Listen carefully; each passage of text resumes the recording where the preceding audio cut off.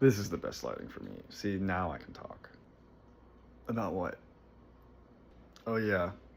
So I don't ski anymore. I mean, I do miss it, and at some point I will go back, but I've taken a break from skiing. I went skiing and I didn't have the energy to finish this run. I think it was a blue, and basically I was already tired because we've been skiing for the better part of the day and afternoon, I think, and it was time to call it just for the time being.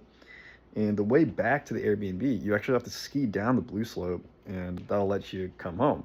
And I knew I needed a break, but all my friends were going, I just didn't know the way.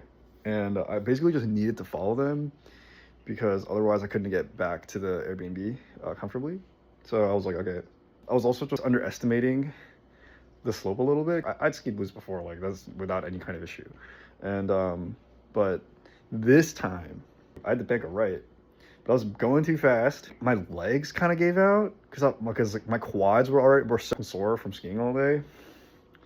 And as I was trying to take the turn, I did a roll and landed on my right shoulder.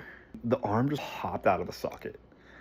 Yeah, and it hurt really fucking bad. It was some of the worst pain I'd experienced in my life. Like, breathing was hard. And then my friend was behind me, and I'm like, I need you to pop my shoulder back into the socket. And he was just like, what the fuck, right? Like, who wants to be put in that situation? It's just like, okay, like, we just call people, like, can you call someone? And I was like, if I put it back in the socket, then it's gonna hurt less. So knowing that, it's either a little bit of pain right now and then less pain in the future, or it's just gonna suck.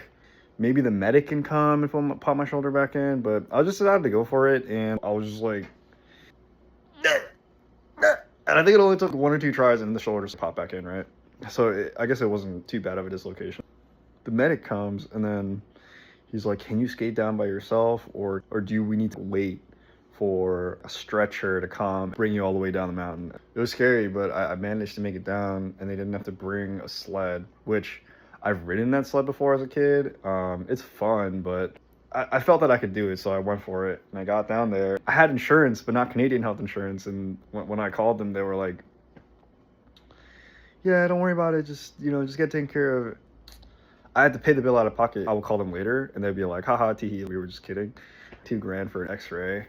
And then they told me that a little bit of my shoulder bone popped off due to a fracture, and that there was going to be a piece of bone floating in my shoulder because it's not something that reattaches. They were also kind of like, it's very minor, it'll be fine. So yeah, that incident just turned me off from skiing altogether. I was just like, oh man, this is kind of a dangerous sport. That's the story of my right arm. I actually popped it back in. The doctor didn't even believe me. He took one look at me and he was like, this pussy boy just fucking popped his shoulder back in his socket.